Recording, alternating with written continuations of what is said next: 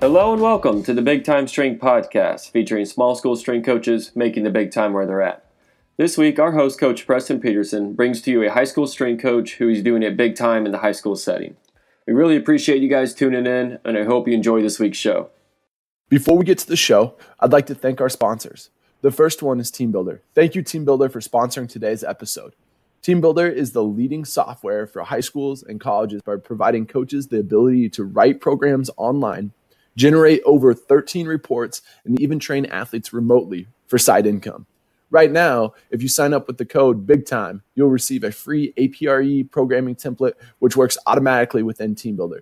No more spreadsheets and workout cards to track training maxes that change day by day. You can automate your programming without outsourcing your programming with TeamBuildr. It is an awesome software. The guys at TeamBuildr have it going on. Hewitt is an awesome resource for everybody that is a high school strength and conditioning coach. There's not enough great things I can say about TeamBuildr and everything that they're doing for coaches around the nation. Our second sponsor for today's show is PowerLift. PowerLift is the leading manufacturer and distributor of heavy-duty strength training equipment for collegiate and high school athletic performance centers around the world. PowerLift brings over 20 years of experience to the strength and conditioning world, and all the products are manufactured in the state-of-the-art manufacturing facility in Jefferson, Iowa. They are proud to support all coaches making it big time where they're at, and I cannot say enough great things about these two sponsors. PowerLift in general, from my college days to where I'm at now, PowerLift has been our rack. I'm telling you guys, there is not a more durable rack out there. If you go to Northwest Missouri State, you check out the racks there. They've had them probably for close to 15, 20 years now, and they still look like they're brand new. The racks that we have within our weight room, nice, pristine. It does not show wear and tear at all. And the thing about it is when you buy PowerLift, you are getting heavy duty. This stuff is rugged and it will last. And when you're looking for training equipment that's going to be used by multiple teams, multiple student athletes every single day, it's important to have the best. So thank you to our sponsors, TeamBuildr and PowerLift. Now let's get to our show. Hello and welcome to another episode of the Big Time Strength Podcast. This week, I have the opportunity to interview Coach Nick Giblin, and Coach is he's doing a great job. I've been following him for a while now on Twitter and just checking in what he's got going on with his program, all the things that he does to make sure his athletes are moving in the right direction, along with just having the opportunity to reach out and talk with people. So Coach is doing a great job with that, and I want to really dive in deeper on what he's doing to build his program up and to build his student athletes up within it. Coach, welcome to the show. Glad to have you on. Thanks for having me, guys. So if we could start out here with your background and kind of where you've been at and what got you to the spot that you're at and kind of why you're in the game. Yeah, so I started at Illinois State as an intern. Really enjoyed my time there. I'm from Chicago, so I'm a Chicago kid. And enjoyed my time with everything doing there, working with the developmental group. I was able to work a little bit with football. I was able to work with volleyball and, just be hands-on with everything. Rourke was a great guy to be around and made my time there just really awesome and special. And then he left shortly after, and I was kind of deciding, what was going to be my next move. And my mom actually lived in Florida, so I ended up going down to UCF and interning there, but it was short-lived. I guess I don't know what happened as far as my mental when I got there, but I kind of soon really quickly checked out. Even though, you got guys like Ed Ellis and Coach Sinclair there, I should be chomping at the bit to be learning from those guys. But, if you've ever been an intern, you're not making any money. And I think I got caught up with wanting to just go and start making some money and start being on my own. So I actually started putting some feelers out, and I ended up getting a job, really getting in with a good job in physical therapy as basically a glorified assistant. And so, you go from making no money to all of a sudden you got, biweekly paycheck coming in, you get a 401k coming in, and you get PTO, and it's awesome. And, not soon that I was in there, loved the people that I work with there. They were really great to me, learned a lot from that experience. But not shortly after I was there, you're talking with patients, and one of the patients had a kid that played football. And, we started talking a little bit about my background, and all of a sudden, there it is. You start getting, it's like, hey, can you do some stuff with, my kid?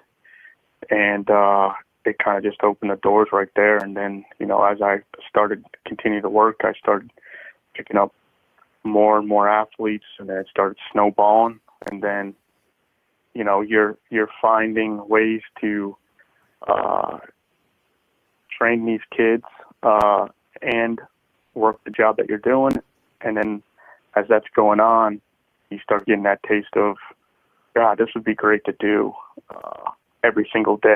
Wake up and work with athletes and, kind of have that responsibility. And sure enough, I started getting more and more, and then little by little, I started taking PTO off from the job, trying to juggle both. And then one day my wife said, hey, look, it's laid all on the table. You got to pick one or the other. If you want to go all in, let's go all in and see what we can do with this. And, I stayed about 6 or so years in physical therapy, and shortly after started All Hard Sports Performance, and did that for about 7 years, working with various athletes in the area here. And, it was a great experience working in the private sector.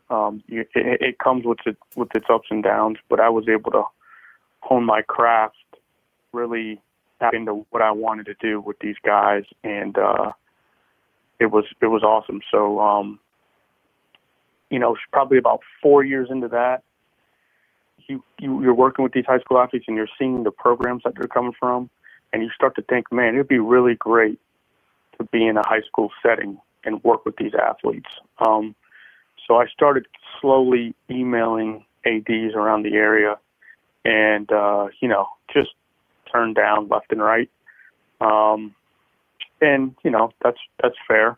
But if you really want something, you're gonna go after it, go get it. And I continued to really pound on these doors once I really wanted to get into the high school setting, and I pounded and pounded until someone let me in.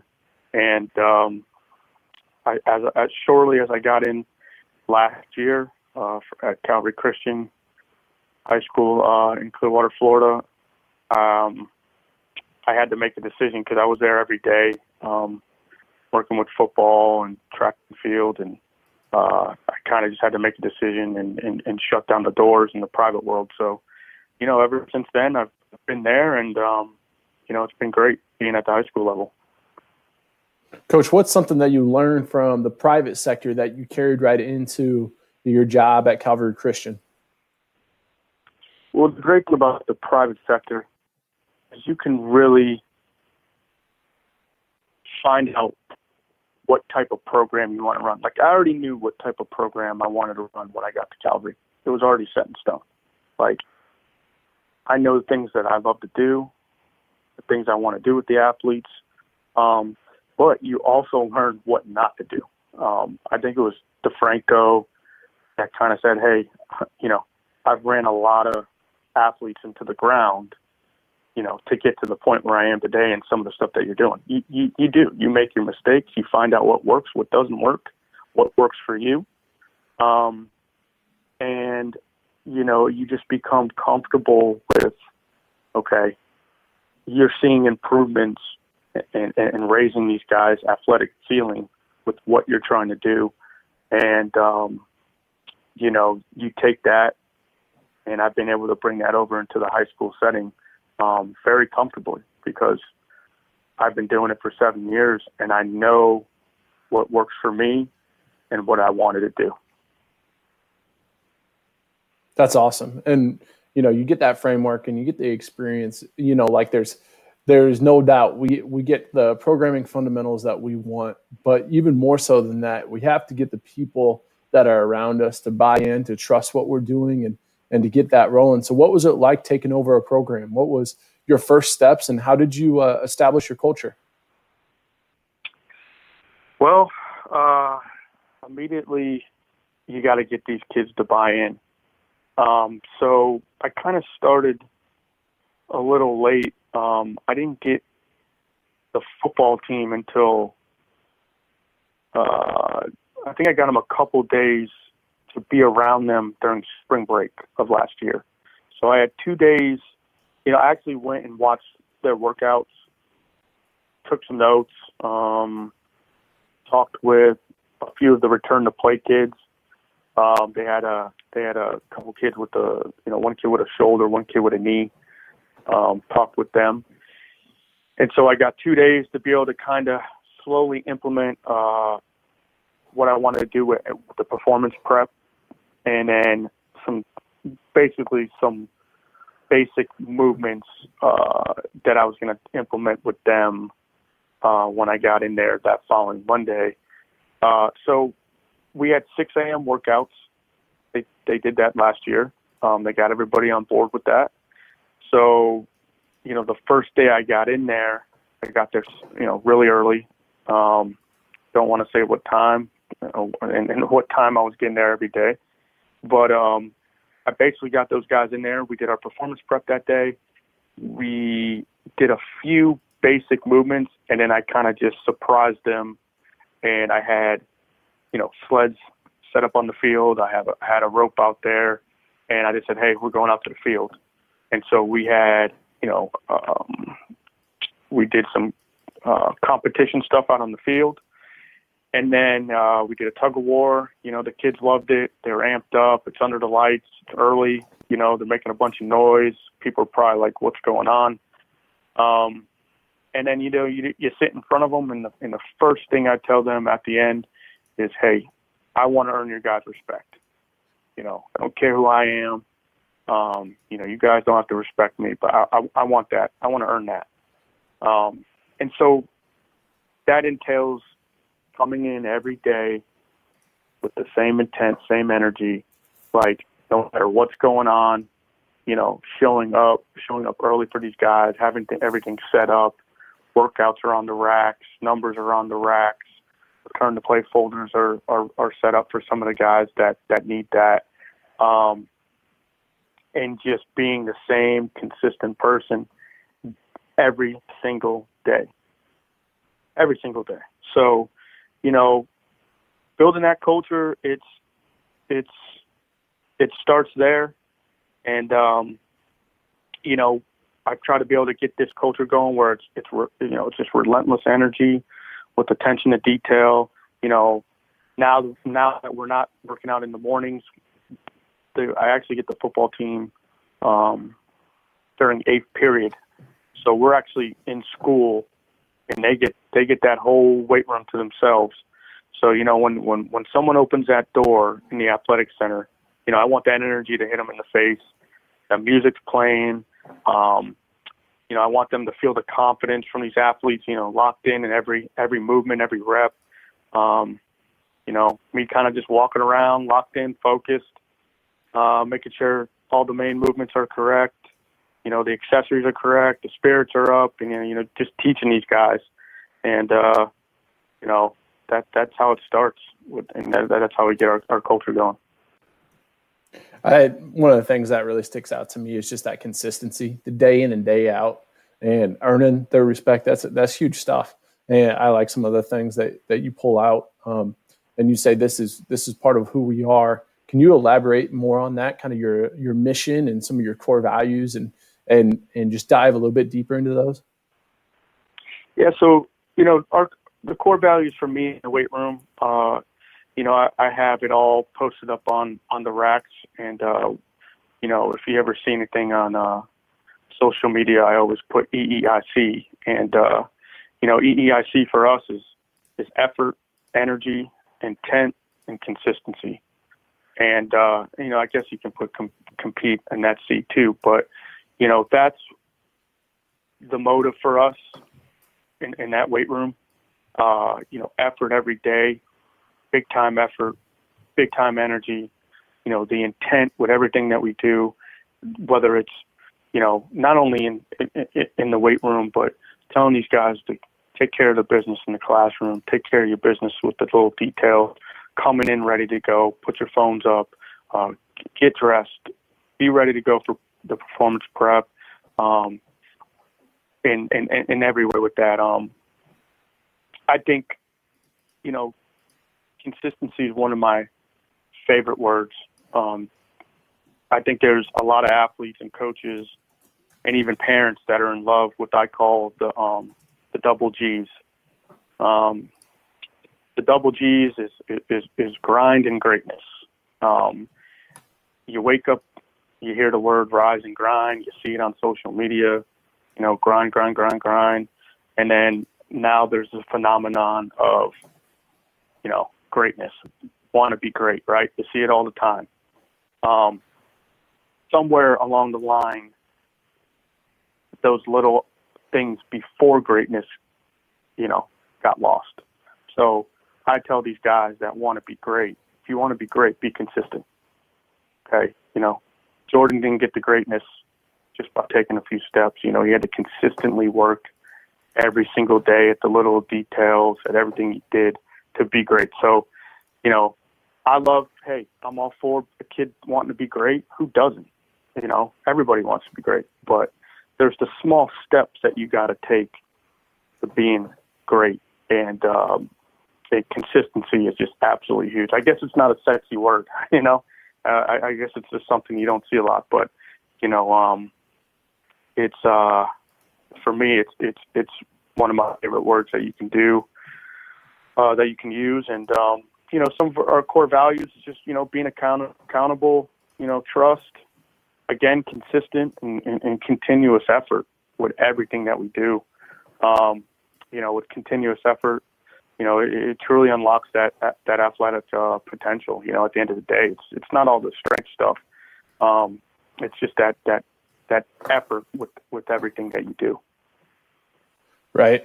There's no doubt. And I think one of the things that you're talking about where you put your acronym up on the weight racks and you put it on social media and all that type of stuff, when you can give that over and over to your athletes and let them know what you truly stand for, I think that's a big deal. And one of the things I'm really going to narrow in on this year is making sure that everybody's on the same page with everything that we're rolling out. Because you can put something on a wall or you can put something on a poster, but if the kids don't really know it and if they don't really buy into it and be able to recite it back, if it's just written on the walls and not on their heart, it's not going to matter. And so that's where I'm really going to hone in this year. We've had some overarching themes in the past, but man, I just really want to nail into that. So I think what you're doing there is a great job with that, Coach. One of the things that you alluded to earlier, you talked about earlier, was how you brought the guys out onto the field. You did some competitions, all that type of stuff, and you already see leaders popping out and team camaraderie and all that type of stuff going on when you put them in those situations on a daily basis. How are you building team camaraderie and developing leaders? So, on the field stuff, we emphasize speed, put a big emphasis on it. So we're record, rank, publish. We have a free lap. So we're competing on our, it could be 10 yards. We're doing 10-yard flies, 20s. And we're putting all that down on paper, and we're putting that up in the weight room for those guys, or I'm putting it on social media for them. They love that stuff. Doing jumps, how we can do that. I'm working on getting just jump mats, but, we can do other avenues of, broad jumps and bounds and stuff like that. We're going to compete with that type of stuff. And then we have platoon leaders. So we have different platoons. We have captains that are responsible for those platoons, holds those guys accountable for the guys that they have in their group. And then another thing I brought in last year, which the kids seem to love it, is I give out a workout warrior of the week. And so I bought a kind of cheesy little WWF championship belt. And whoever's the workout warrior of the week or the platoon group of the week, they get that belt. And, you get your picture with the belt, you get the picture, I put it on social media, and, they love that stuff. It just gives them a little extra thing at the end of the week, especially if it's an individual thing and you get that award, and you can see it. You can see the smile on their face when they get called up in front of the group and everyone's clapping for them. So it's just little things like that I find to be able to add a little extra instead of just going through the week, Yeah, no doubt. Those are awesme. Those are a couple of things I think really can be a game changer. And I like the platoon leader stuff. Tell me, how do your athletes respond to that? Do they like that stuff? Is that something that they really get into? Yeah, you have to. It holds them accountable with kids. You take some of our guys that are responsible for some of the younger guys, making sure they're doing what they need to do. I got those guys aside and said, hey, this isn't just a title. I need you guys to make sure guys are doing not only yourself, but other guys. Take care of them. Make sure that they're doing what they need to do. Are they doing their accessory movements while waiting for the main lift? Are you cheering them on? Are you pushing them? Are you making it competitive? Holding people accountable. So it takes a little time. Not everything's perfect, but as they get into it, they understand. And when you pick a kid out and say, "Hey, you're a captain," that means a lot for these guys, and they run with it, and they've done a good job with it, and I can't really complain. That's awesome. Coach, can you go into your favorite training philosophy? And I know that's a big term, but you kind of alluded to what you were talking about earlier with private sector going into the high school setting, what you wanted it to be like. So kind of go that route. What are you really wanting to do with your student athletes when you get them into the weight room? So for me, it's just really about raising these athletes' athletic ceiling, building and making better athletes, nothing else. And that starts from the field to the weight room, right? We want these guys to be able to run, so we're consistently had them out there. When I got them, we started doing our field stuff, again, emphasizing speed, doing our flying 10s, our 20s, wickets, all that stuff, everything that we do, bounds, med ball stuff, making these guys explosive, our plyometrics, trying to get these guys to understand that I want athleticism the best we can. And, not everyone has it, but if you can try to help these guys become more athletic, that's the goal for me. So, it starts with your speed, being explosive. And in the weight room, I try to put these guys in athletic stances and different angles in the weight room, that's going to help support the demands and stressors of their sport. So we do a lot of, unilateral movements. That's our big bang for our buck movements. And, I did a thing last year. I was talking with one of the coaches last week. I was telling them that when I got there, when I got into the program, like, hey, we're going to probably do more unilateral stuff at the end of the day, but here's why.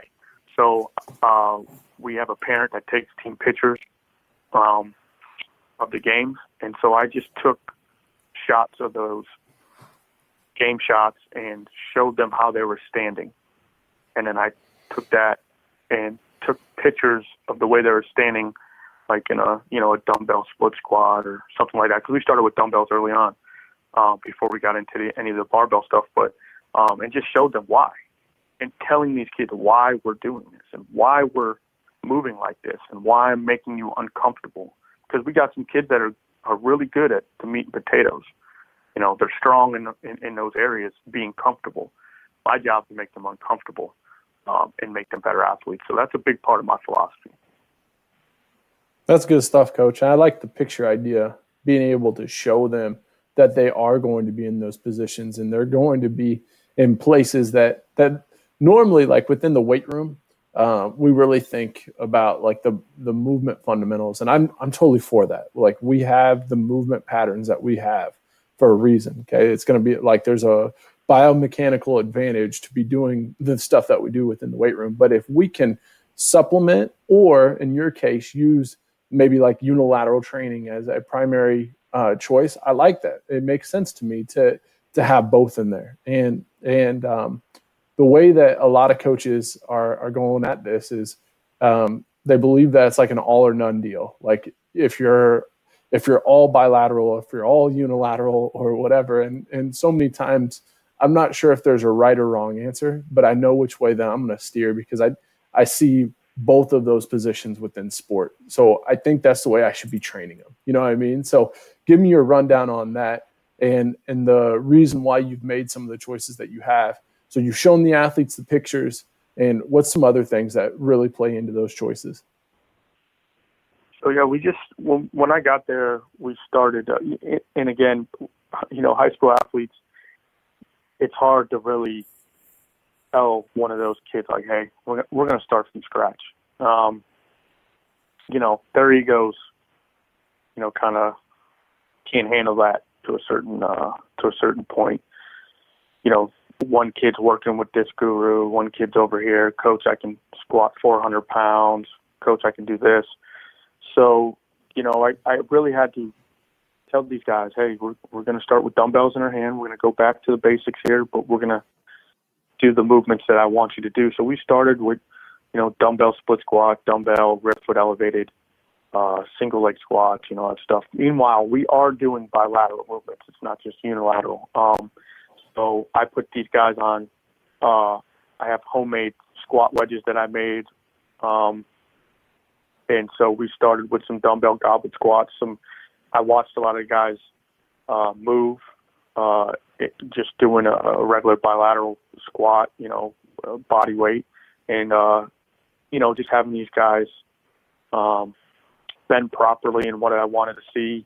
And then he kind of picked it up a little bit and put them in some eccentric, isometric movements. And then when I felt comfortable, you kind of start going in and you start allowing them to have the barbell on their back, and you start doing barbell split squats and reverse lunges. Now we're still, some of these guys I'm still have on the wedge when we're doing back squats, just so we can get that proper bend that I'd like for them to do. And then you start adding all the other stuff in. So, you might start showing these guys a skater squat, and, our plyos are immediately after a lower body movement. So you're doing double or single leg plyometrics, to get these guys explosive. And then, these guys start falling in love with that stuff. And I've been fortunate. These guys have been completely bought in with everything I've brought in, just continuing to hone in every day on why we're doing this. And then up until till these last couple weeks before all this happened, where we were out of school, these guys have been able to, now we do hand-assisted split squats with the safety bars. These guys have earned the right to do that now, that movement. And they absolutely love doing those. That's like their back squat for these guys now. They're like, coach, we're doing hand-assisted split squat today. They're all into it. And we had numbers go through the roof, not only with those hand-assisted movements, but when we end up doing a kind of end of the 7 or 8 week back squat numbers went up. So, you know, I was really happy for that. That's good stuff, Coach. Maybe let's have you dive in a little bit deeper to your programming methodologies, some of the things that are kind of essential to your program. If you want to go into maybe what a week would look like in the off season, that'd be awesome.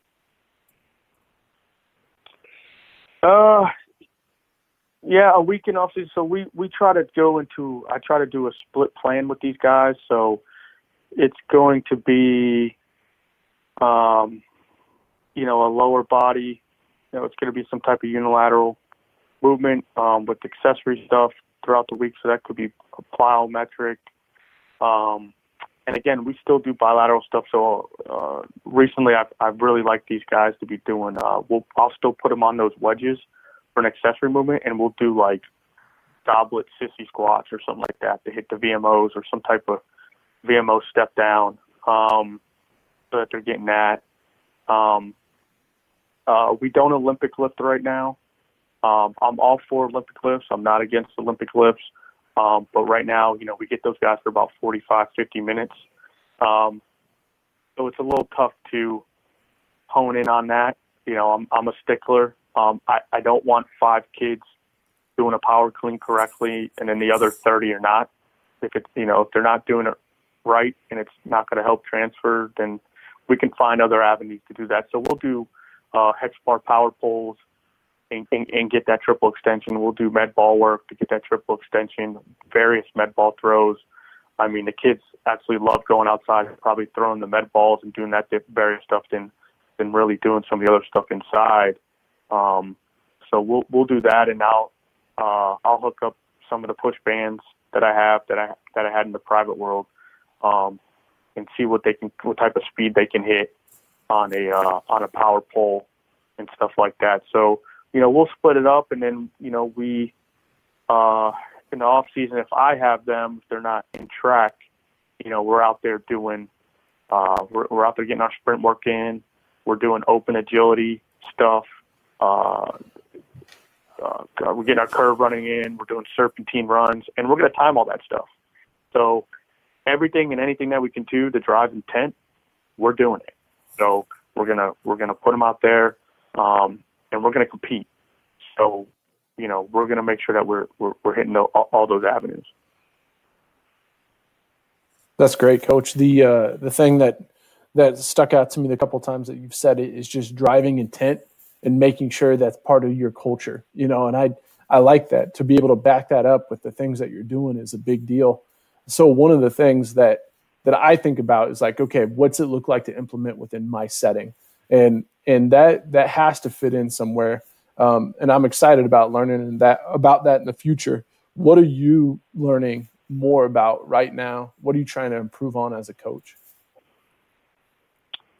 You know, I think you always want to continue to grow as a teacher with these athletes. You know, you want to learn from your mistakes. I think there's a lot of people that, you know, I know I'm not perfect. I know, you know, things that you might program one week or you do some type of competition thing and you just go, God, that didn't work. So we're going to toss that.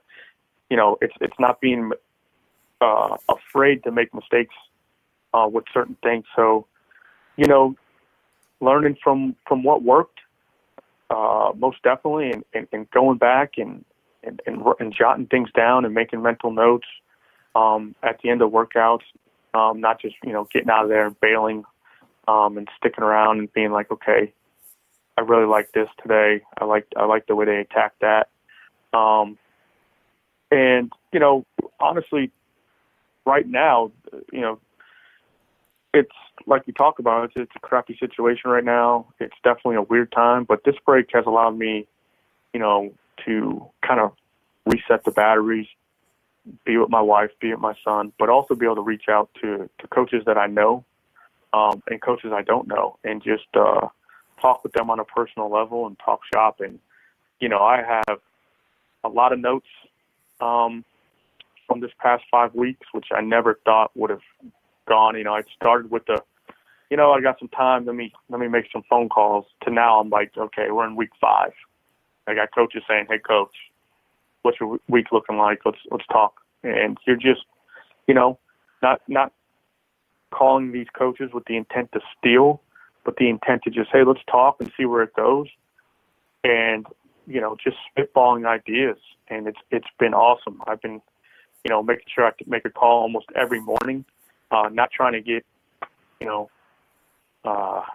destroy my brain too much from information overload, but, it's been great. So I've taken advantage of this time to make me a better coach. That's great, Coach. And one of the things that I hear and I'm learning right now as I'm going through this process is there is so much information out there. And especially when you're talking to coaches, it gives you an insight to what you're doing, maybe affirms what you're doing. And then maybe every once in a while you'll have conversations where it really, you're just like, man, that's different than the way I would do it.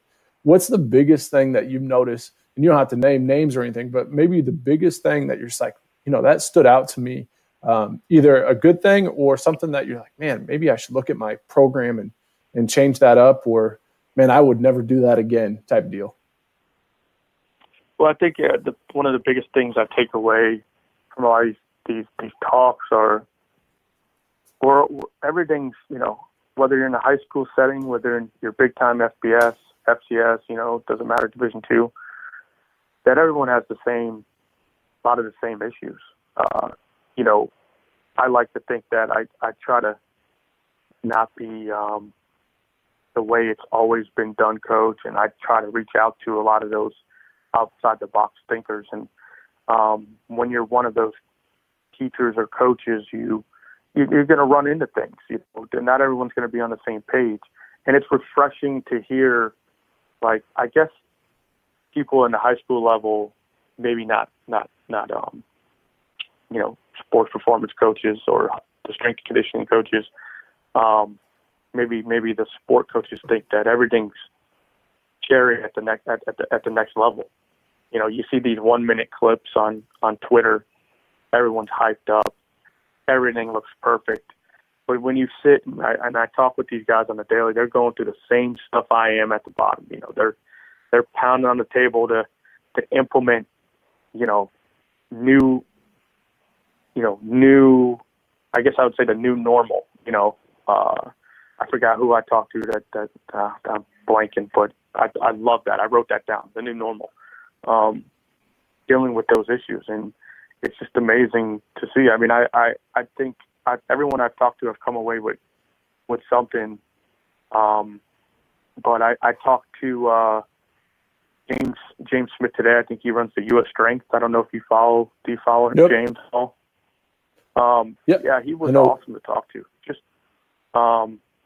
and not that just because I talked to him today, just the passion he had and the stuff that he's implementing that a lot of us are implementing, whether you go with, guys that you see like the Elons, Nick DeMarco and those guys, Coach Leem over there at Towson, Villanova, a lot of these outside the box thinkers are, a lot of coaches are taking a lot of stuff that he's doing and just, it's almost like being kids again. Like you just watch what he does. And when I do this stuff with my guys out in the field, and I told them, last year before Christmas break, we played Capture the Flag. The kids freaking loved it. They loved it. And what I did was I would record, 30 seconds of them playing that game. And then I broke it down in slow mode, the angles that they were hitting without even thinking. Not set up cones, not going from, forward, shuffle, back, all this pre-meditated stuff, drills that you see that these kids are paying for, or maybe they're just doing on the daily because that's all they know. And I just took those 30-second clips in slow mode and just showed them the natural reaction and decision making that they made, and they had a blast while doing it. So he was pretty cool to talk to today. I have a lot of respect for him. But everybody that I've talked to, I mean, I could go on with some of the people that I've talked to. I've taken away something, and it's been awesome. That's awesome, Coach. I think as long as we can always filter what like whatever the information is coming in, as long as we can filter the information and say, okay, is this usable? Is it not? And then apply it to our situation.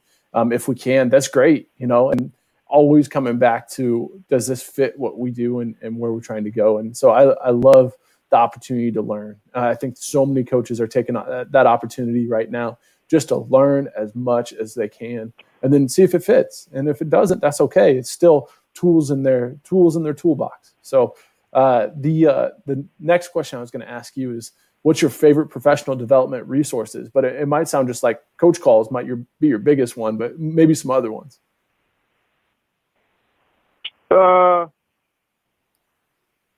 Well, as far as what I use in the weight room, is that what you're saying? Like, yeah, and stuff like that. More so just professional development. So like books, articles, podcasts, videos, clinics, that type of stuff. Yeah. So, if you're not on Strength Coach Network, then you need to sign up for that, because that has been just next level stuff. I don't know if you guys are on that. But you could sit on that thing for hours and learn something, and just really get caught up with what they're doing. They got a lot of guys on there, whether it's stuff that they have on daily content. So that's been good. Then as far as like a book, a book that I'm reading right now, I don't know if you read Fergus Connolly's The Process. I haven't, but it's on my list.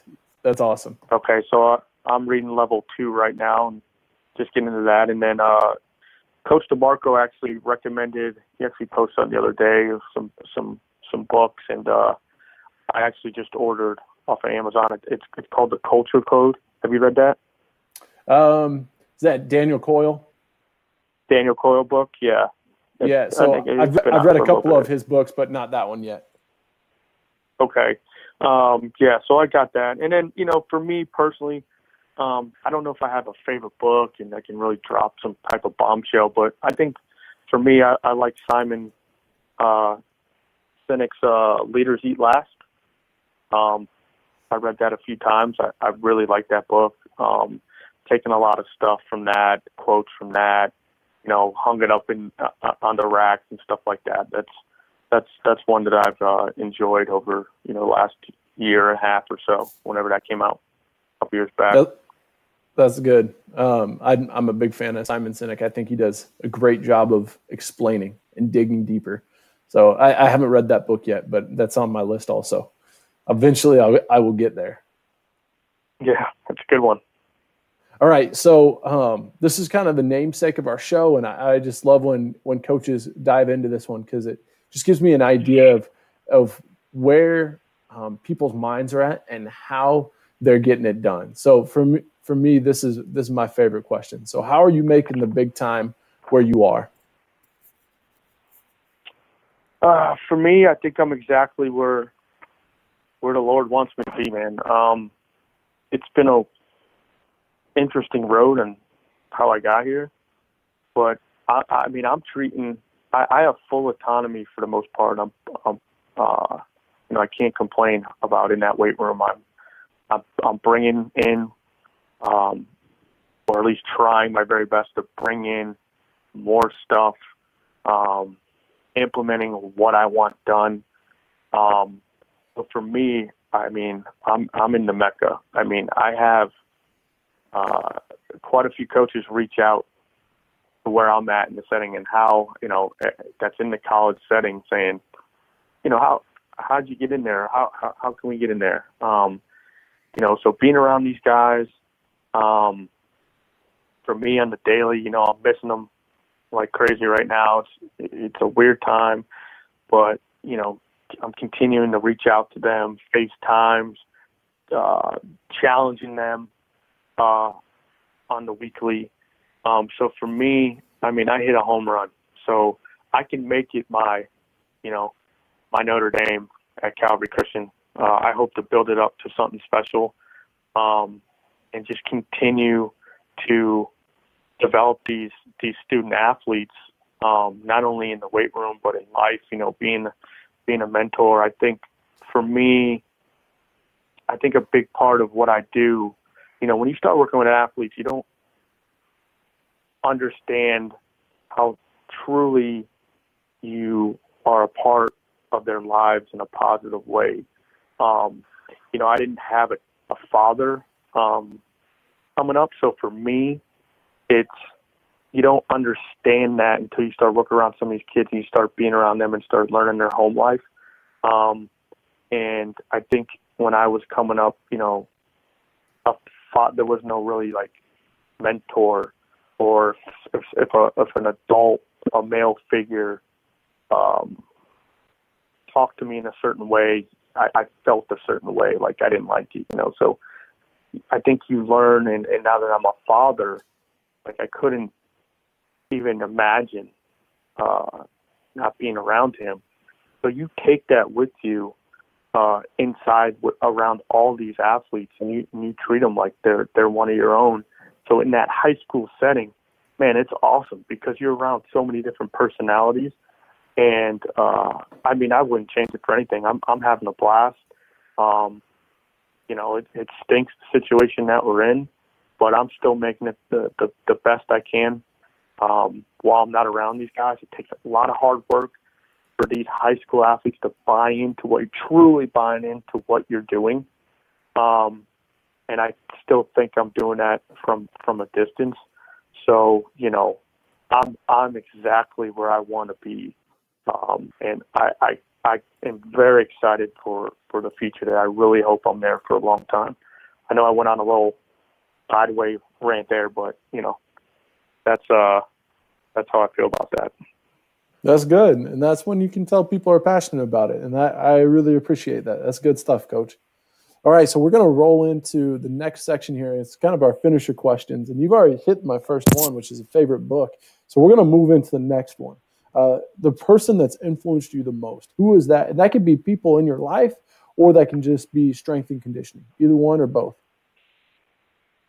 That's a no-brainer. That's my wife. She has rode this crazy wave with me, and been my main supporter.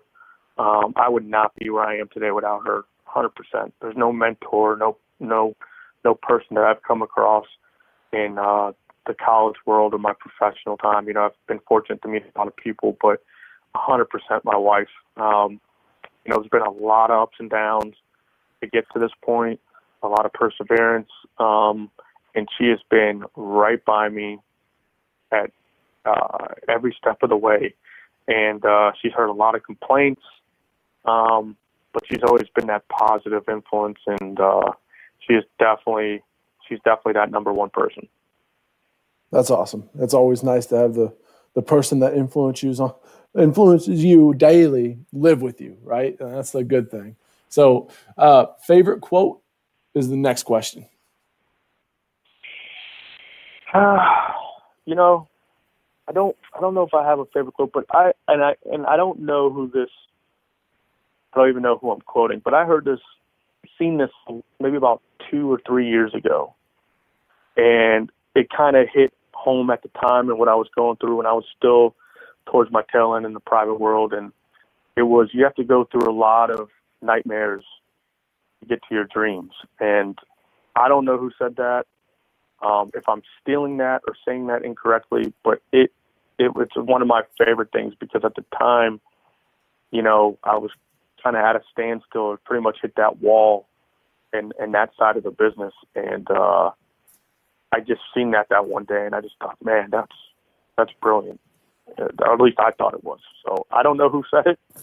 Man, kudos to you, but that's one of the ones that always sticks out to me. That's a good one. And I think there's a lot of truth to that. So that's a big deal. All right, how about your favorite hobby outside of training? Favorite hobby, I guess that would just be, right now it's hanging out with my son, Nico. I'm picking up new hobbies every day with him, whether that's, we're outside playing basketball or baseball or on bikes, playing one of his toys that he likes. I work out consistently, I think that's one of the things that I do. I make sure I get up every morning and do that and make sure I'm practicing what I preach for these guys. Consistently learning new movements or doing them so that if I apply them, that I've done them. But yeah, I would say right now, man, my favorite hobby is just hanging out with that guy. I think my wife has made me do some small projects. I'm not the most handiest person in the world. So I think I've picked up and become an amateur sander with one of them. So we did a table project here, and she made me sand it. So I think if times get tough here in the next month or two, I think I can be an amateur sander if anyone's needing or looking for somebody. That's awesome. I like it. Putting you to work. Yeah, man. I'm definitely doing that. All right, Coach. So the last question I have for you, who's a small school coach who's killing it and deserves a shout out? Oh.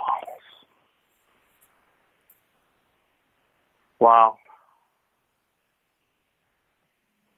Man, I can pull some out of the hat here. That's a great question. Does it have to be one? No, you can give a couple. Small school. I'd say in the high school setting, I talked with Coach Connor Myers. He's doing a really good job. I can't think where. I want to say he's in Arkansas. He's gonna be like, come on, man. You don't even know where. But Connor Myers, he's a high school coach. I don't know if do you guys follow Connor Myers? I don't know of him yet, but every one of these suggestions, I start looking him up, man. Yeah, man. He was at Weber State, I think ETSU, and man, I want to say he's in Texas, but I think I'm off on that one. But he does really good work in a high school setting. And then, I guess small school wise, I mean, there's a lot of good small school college guys. So I'm not even going to touch that because I know I'm going to upset somebody if I don't say the right name. So, but Connor Myers, I think he's doing a really good job. I could say some other high school guys as well that are doing good jobs, but I'll throw him out there.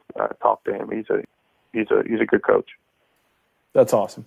All right, I will. I'll have to start checking him out, researching, and get a hold of him, man. That's great. So I appreciate you coming on. I know there is a lot of learning going on right now, and for you to take the time, even when things have slowed down like this, I'm very appreciative. And the cool thing about this is the opportunity to connect. And so I'm going to get this one out for you with like ways that people can contact you and connect with you in the show notes. But in the show here, maybe the last thing is let us know the best way for people to reach out. What would that be for you? I would say probably Twitter and Instagram. That's usually the two platforms I use to put whatever content out there, I guess, for what I do at Calvary. So yeah, Twitter and Instagram. Awesome. All right, we'll get those in the show notes. Coach, like I said, I appreciate your time. And the cool thing that I hope comes from this is we get more people reaching out to you wanting to learn more. Thank you, Coach. Thank you so much. Good work, man. That was good. Thank you, man. I listen, I really appreciate it.